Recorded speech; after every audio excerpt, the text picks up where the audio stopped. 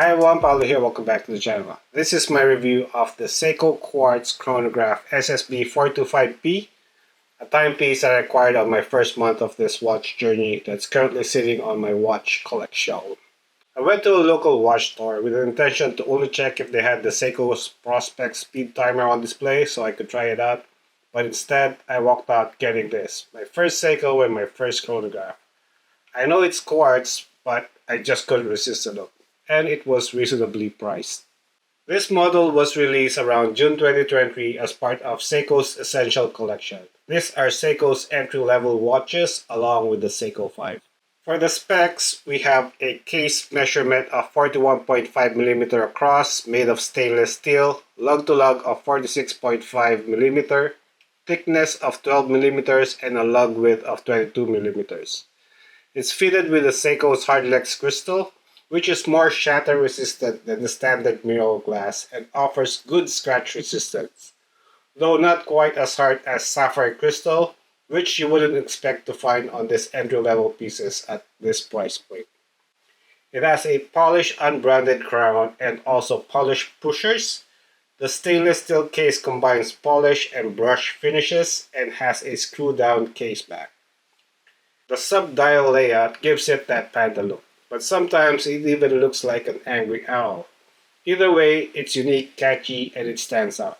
We have the tachymeter laid out on the inner bezel with a silver sunburst dial, 24-hour sub-dial on the 3 o'clock, and a 60-minute sub-dial on the 9 o'clock, which are both colored black, while the second sub-dial on the 6 o'clock is silver, giving that angry owl-like vibes.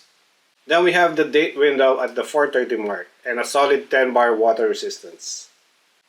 Inside is Seiko's 8063 quartz caliber, accurate to plus 15 seconds per month with around 3 years of battery life. It ships on a stainless steel 5-link Jubilee bracelet, polished inner links with a trifold button clasp. So how do chronographs work? As this was my first time having a chronograph, here's a basic, simple, step-by-step tutorial for using the chronograph on this Seiko. First, you identify the controls. You got the crown at the 3 o'clock and two pushers. The top pusher at the 2 o'clock and the bottom pusher at the 4 o'clock. The top pusher starts and stops the timer while the bottom pusher resets it. Then, check the zero position. Before timing anything, make sure the chronograph hands, the central sweep hand, and the minute totalizer are sitting at their zero mark.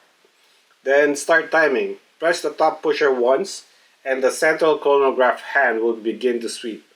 The minute counter will advance as the seconds roll into a full minute.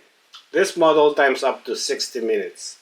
And then stop timing. Press the top pusher again to stop the chronograph and read the elapsed time. To read the elapsed time, combine the central chronograph seconds with the minute subdial to get the full elapsed time. Example, 12 minutes plus 30 seconds. And to reset, only after stopping the chronograph, press the bottom pusher to return the chronograph hands to zero. And how do you measure the speed? The tachymeter lets you measure speed over a known distance, usually 1 kilometer or 1 mile. Here's a basic example. Let's say someone is sprinting 100 meters and you start the chronograph as they begin running. When they cross the finish line, stop the chronograph. Look at where the central chronograph second is pointing on the tachymeter scale. So if the runner finishes around 100 meters in 12 seconds, the hand points around 300 on the tachymeter scale.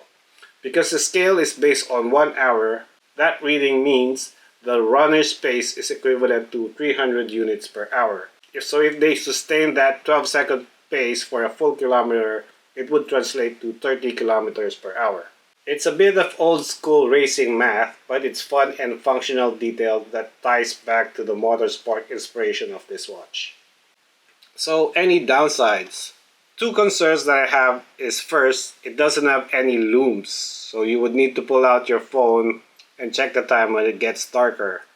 And second concern is the bracelet.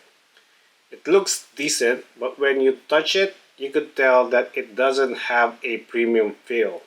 Instead, it feels cheap. Plus, it has some rattling. I put a NATO strap on it and it looked badass, so you have options. I swap between the NATO and bracelet from time to time as I think the bracelet is decent enough. To sum up, I paid 446 New Zealand dollars on retail with discount. At this price, it's a fun watch that won't break the bank. So while the SSB425P may not be on any collector's grail, it's a cool looking, reliable chronograph that punches above its price. What do you think? Does it earn a spot in your Seiko collection? Let me know in the comments and subscribe if you want more deep dives on other fun gems like this. Thanks for watching. Until then, bye for now.